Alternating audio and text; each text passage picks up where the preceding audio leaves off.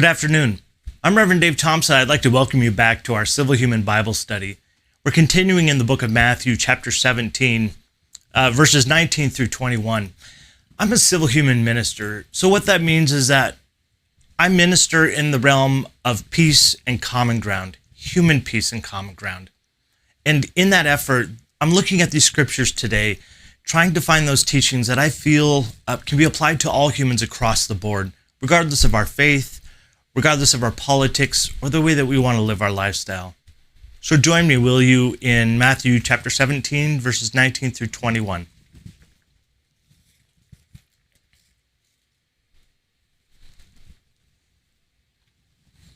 Starting with verse 19.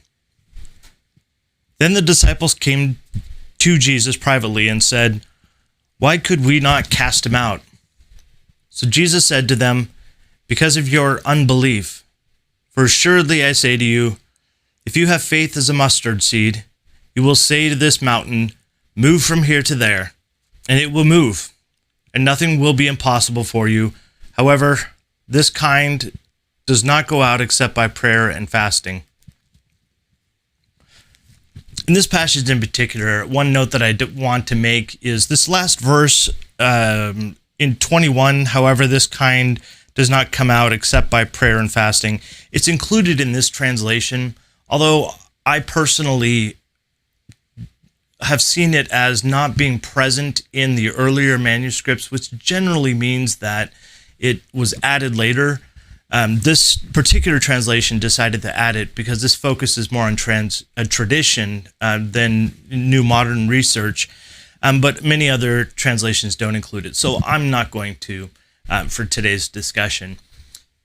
So what are we picking up from? If you might remember yesterday, our last study, we were talking about Jesus coming to a crowd, and a man brings his son who's possessed by a demon, has epileptic seizures, is thrown into the fire and the water, and Jesus actually rebukes the people or suggests to them, "Look, why are you, can't you see that I'm here for teaching as well? There are good virtues that I'm trying to provide for you, not just the healings and the feeding and all of that stuff. So let's try to focus on some of those teachings." And then he actually, casts the demon out of the kid, and the kid is healed from that day on, it says. And the thing of it is that Jesus, when he was coming back and this man approached him, the man said, "I tried to have your disciples, cast the demon out or heal my son, but they couldn't do it." And so now, in today's study, we are getting a picture into what Jesus is saying about the reason for the disciples' inability to heal or take care of this son of this man. So the disciples ask him, "Why couldn't we do this? What's wrong with us?" Essentially, and Jesus said, one word, your unbelief.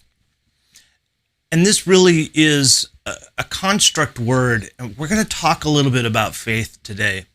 It's a big conversation, but this word unbelief here means not believing or not having faith. So we say unbelief, although the word that we get for faith in this translation, it basically just means faith, pistis or pisteo. And so we've translated it as such. However, this word itself also means trust, belief, confidence, persuasion.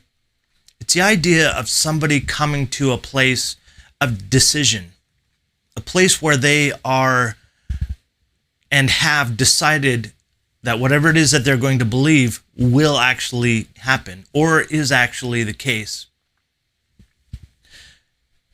It's interesting to me, Jesus, right after this, he starts with the word amen. This is kind of a side information, if you want it.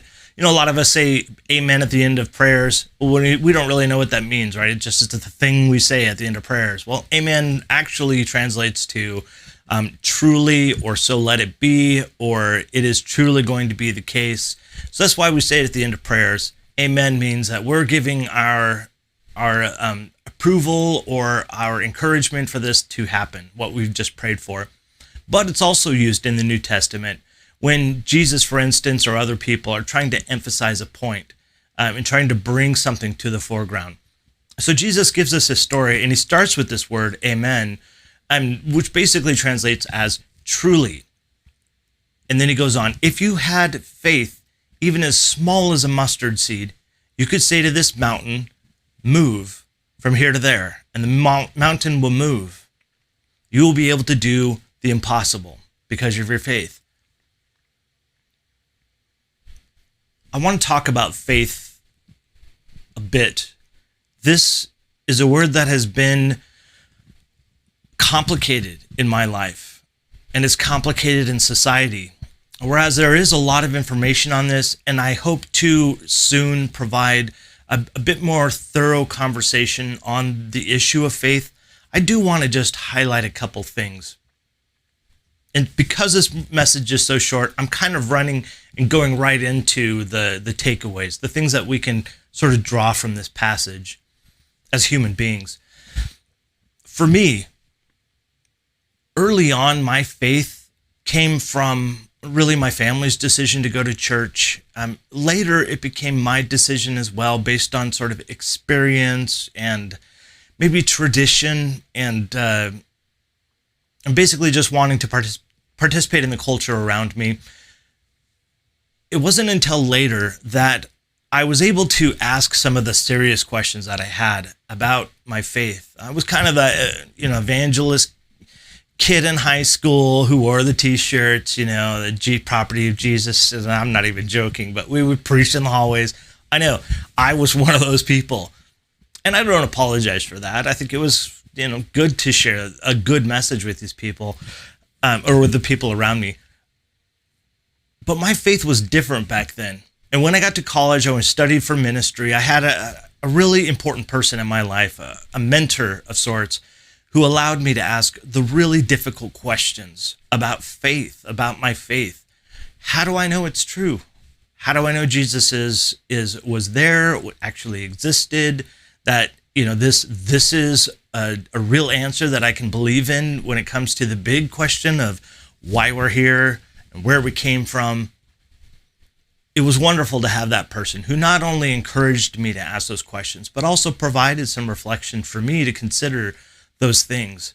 That isn't often provided in churches these days, because a lot of times faith is seen as merely an experience without the added aspect of processing intellectually for those of us who do want that. The reality is that we come to faith in a number of different ways. We come to this conclusion, whether it's by an experience that we've had, whether by maybe somebody who touched us or in an emotional way or was significant in our lives. We come to it sometimes by an intellectual decision. Mine started in one place and ended a little bit in a different place. Now in my life, it's kind of a hodgepodge. My choice is based upon my experiences in life and some of the things that I've studied. Those of you who know, as a civil human minister, civil and human is an acrostic. So each letter represents a rule for me on how to respect each other, how to live in peace by respecting each other and what we should expect from one another. I won't go through those today. If you'd like more information on that, on Facebook, you can go down the page a little bit. YouTube, you can search for my civil human ministry video, which I'll post a little later. Maybe in the show notes, I'll do that as well. But the first letter on civil, which is the things we respect about one another, those basic human needs, is creed. And that is essentially this, that we allow each other to believe what we want to about the things that we cannot prove to one another. We have science, and science provides us the ability to prove measurably to other people the things that we experience and the things that we have concluded about what is true in the universe, that objects in motion stay in motion until acted upon by a force. For instance, law of thermodynamics. These things allow us to operate in the universe by being able to rely upon these things not changing. So science provides us in a method of being able to prove these things. The problem with talking about a supernatural being is that the only way that a supernatural being can demonstrate itself as being more advanced than us is to provide us some experience or some witness that we can see is something that we can't do as humans. And so that's what Jesus talks about his resurrection as one of those sort of signs of proof or validity. And I won't go into the details on that really argument. Maybe in the future I'd like to. But suffice to say this, there is no way for us to prove God. There's no way for us to prove our faith. But there's also no way to disprove it.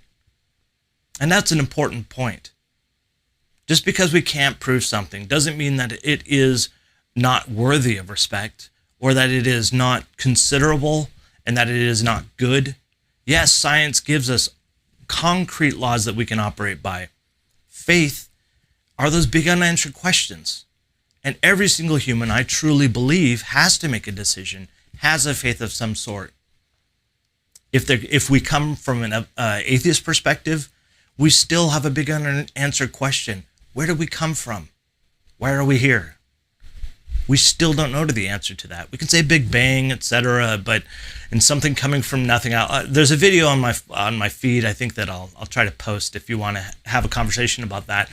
But the reality is that we can't escape those two questions. Where did we come from, this universe and everything here, and why are we here? And so that is faith. Faith is making your decision about those unanswered questions because we can't prove them yet. I want to talk about just a couple more points about faith, and then I want to close it up a little bit. I thank you, first of all, for being patient and understanding. This is a very touchy issue because it cuts really to the heart of how we process our religion and our social life, and really our whole worldview is wrapped in how we and what we believe is in our faith. I want to just touch on Jesus's mustard seed example. I think this is important, regardless of whether you want to approach this text as being literal, whether you want to approach it as being figurative. It is true that having a small decision is powerful. Every single leader, every single person who has done substantial things in this life as a human being for our human species, they've done that because they chose at some point in their life to make a small decision to do something, to make a stand, to work for peace, to free their country from control of a foreign occupier, to any number of them. Every single one of them started with one small thing, a choice, a decision. Today, I want to encourage you. Those decisions matter. I've made a decision to work for building human peace and common ground. I believe it's possible. I believe that we are in a difficult time as human beings because for the first time, we don't have anywhere else to go to make a new nation and to live where we want to and live how we want to.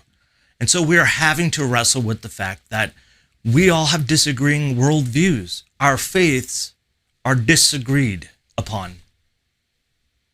I believe that we still can have peace and common ground by giving some basic human respect on allowing each other to have our creed, first and foremost, to decide what we want to about these big unanswered questions, to allow each other to pursue that and to make the conclusions that we want to is foundational to people being happy and to maintaining peace. I want to thank you so much. Those of you who have shared your faith stories with me, I really appreciate them. It's important for me and the rest of us to be able to see how other people process faith and how they get to it. And I want to say to you, thank you for being a part of this whole process. It matters a lot to me to have you as somebody to contribute to the conversation and to provide encouragement and reflection to me as well. Thank you very much for that. And so tomorrow, until I see you again live at noon, I'd like to tell you that I love you. I hope you choose to love yourself. It's the only love in this world that we have any control over. Now I invite you to join me as we go about the rest of our day, loving our neighbors the same way. Thank you.